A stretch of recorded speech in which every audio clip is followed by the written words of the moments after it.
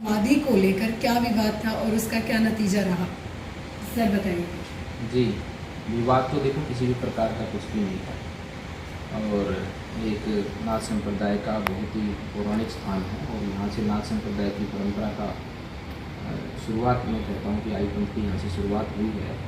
और मस्तनाथ जी से पूर्व में भी चौरंगीनाथ जी जो कि 8वीं शताब्दी में हुए थे, तब से लेकर अब तक निरंतर इस मठ ने समाज को अपनी सेवा, सामाजिक सेवाओं को आगे बढ़ा के शिक्षा का क्षेत्र हो, चिकित्सा का क्षेत्र हो, आध्यात्म के क्षेत्र में हर विषय के अंदर मठ ने जन कल्याण का कार्य किया है। और अनेकों साधु संत यहाँ से शिष्य परंपरा से जुड़े हैं और बाबा मस्तनाथ जी की परंपरा में शिष्य बने हैं, जो कि लाखों की संख्या में होंगे पूरे भारतवर्ष में। और परंपरा बहुत पुरानी रही है। तो उसी प्रकार से पूर्व में जिस प्रकार से हमारे रमेश नाथ जी का कहना है, हमारा जी का कहना है कि यहाँ पर उनके अपने इस मठ की परंपरा से जुड़े साधु संतों की समाधियाँ थी। तो निश्चित रूप से मेरे को अब पुराने समय पे होंगी, मैं मानता हूँ कि कोई ऐसी बात नहीं। और हमने ये बात को बार बार कहा है मीडिया के सामने भी, और अपने पत्रकारों को हमने अपने प्रेस नोट के माध्यम से भी कहा, उसके साथ साथ प्रशासन को भी अवगत कराया है, लिखित में भी कहा है कि अगर ऐसी कोई बात है तो हमें कोई आपत्ति नहीं है समाधि बनाने में। और समाधि जैसे जैसे मंदिर का कार्य पूरा होता है तो आप सब देख ही रहे हैं, तो वो भी उस स्थान पर समाधि बना दी जाएगी। और अच्छी बात है कि इस मठ में सब स्थानों की पूजा हो, सब ज़्यादा से ज़्यादा लोग यहाँ पर पूजा करने के लिए आएँ। और नाथ संप्रदाय की तो परंपरा रही कि हर जाति धर्म के लोग नाथ संप्रदाय में दीक्षित भी होते हैं और हर जाति धर्म के लोग यहाँ से बाबा मस्तनाथ जी का आशीर्वाद प्राप्त करते हैं। उसी विषय में आज जो है कि रमेश नाथ जी और राम कुमार नाथ जी सभी ग्रामवासियों के साथ में यहाँ पहुँचे थे और बैठकर वार्तालाप हुई है। तो उन्होंने कहा कि हमारी समाधियाँ जो कि हमारे पूर्वज गुरुओं की थी तो वो यहाँ पर बने। तो हमने कहा निश्चित रूप से बने, फिर आप सबका भी सहयोग उसमें मिले और आगे चलकर जब भी मंदिर का कार्य जैसे वो समाधियाँ बनती तो उसके साथ साथ उसका भी निर्माण होगा। उस पर पूरी सहमति हुई है और उसके साथ उन्होंने उस पर हस्ताक्षर भी एक सहमति पत्र पे किए हैं। तो यही सब विषय था और आराम से सबकी सहमति से विषय संपन्न हुआ। सर जनता के लिए कोई संदेश? जनता का यही है कि समाज में जिस प्रकार से एकजुटता का माहौल है अभी देश के अंदर, और देश एक नई दिशा की तरफ आगे बढ़ रहा है और देश के सभी लोग संकल्पित होकर देश की उन्नति के लिए काम करना चाहते हैं। लेकिन कुछ लोग हैं जो समाज को बांटने का कार्य करते हैं अपने निजी उद्देश्यों की पूर्ति के लिए। तो समाज में समाज के लोगों को, खासकर युवाओं को अपने आप में चिंतन करना होगा कि हमें किस दिशा की ओर जाना है।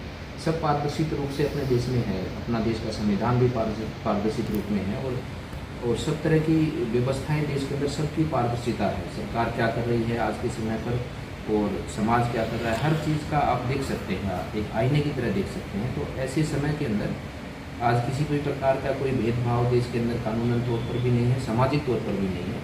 तो छोटे मोटे अपराध होते हैं तो उसके लिए कानून बना है और कानून उसके निर्धारित समय सीमा के अंदर उनका दंड भी देता है।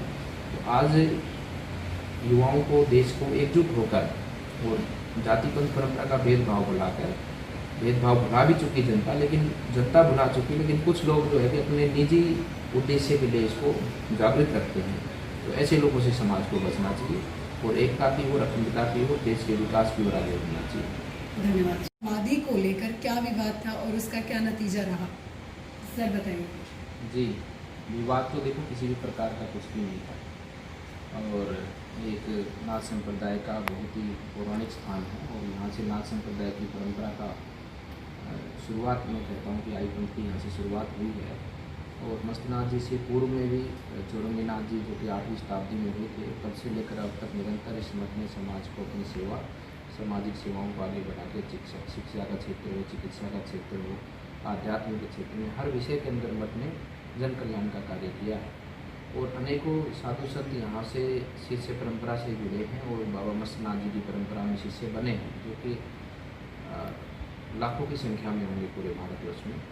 और परंपरा बहुत पुरानी रही है। तो उसी प्रकार से पूर्व में जिस प्रकार से हमारे रमेश नाथ जी का कहना है, हमारा जी का कहना है कि यहाँ पर उनके अपने इस मठ की परंपरा से जुड़े साधु संतों की समाधियाँ थी। तो निश्चित रूप से मेरे को अब पुराने समय पे होंगी, मैं मानता हूँ कि कोई ऐसी बात नहीं। और हमने ये बात को बार बार कहा है मीडिया के सामने भी और अपने पत्रकारों को हमने अपने प्रेस नोट के माध्यम से भी कहा, उसके साथ साथ प्रशासन को भी अवगत कराया है, लिखित में भी कहा है कि अगर ऐसी कोई बात है तो हमें कोई आपत्ति नहीं है समाधि बनाने में। और समाधि जैसे जैसे मंदिर का कार्य पूरा होता है तो आप सब देख ही रहे हैं, तो वो भी उस स्थान पर समाधि बना दी जाएगी।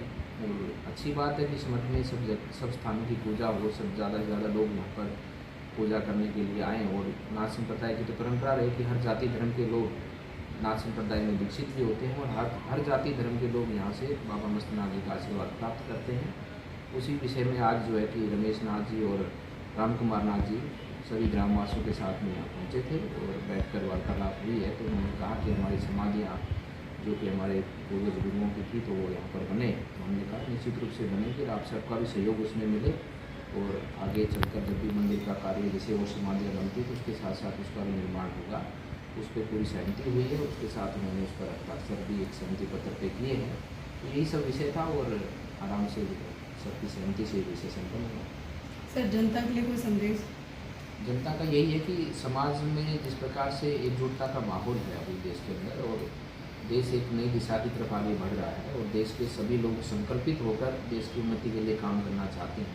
लेकिन कुछ लोग हैं जो समाज को बांटने का कार्य करते हैं अपने निजी उद्देश्यों की पूर्ति के लिए। तो समाज में समाज के लोगों को, खासकर युवाओं को अपने आप में चिंतन करना होगा कि हमें किस दिशा की ओर जाना है। सब पारदर्शित रूप से अपने देश में है, अपना देश का संविधान भी पारदर्शित रूप में है, और सब तरह की व्यवस्थाएं देश के अंदर सबकी पारदर्शिता है। सरकार क्या कर रही है आज के समय पर और समाज क्या कर रहा है, हर चीज़ का आप देख सकते हैं, आप एक आईने की तरह देख सकते हैं। तो ऐसे समय के अंदर आज किसी भी प्रकार का कोई भेदभाव देश के अंदर कानूनन तौर पर भी नहीं है, सामाजिक तौर पर भी नहीं है। तो छोटे मोटे अपराध होते हैं तो उसके लिए कानून बना है, और कानून उसके निर्धारित समय सीमा के अंदर उनका दंड भी देता है। तो आज युवाओं को, देश को एकजुट होकर और जाति पंथ परंपरा का भेदभाव भुला भी चुकी जनता, लेकिन जनता भुला चुकी, लेकिन कुछ लोग जो है कि अपने निजी उद्देश्य के लिए इसको जागृत रखते हैं। तो ऐसे लोगों से समाज को बचना चाहिए और एकता की ओर, अखंडता की ओर, देश के विकास की ओर आगे बढ़ना चाहिए। धन्यवाद।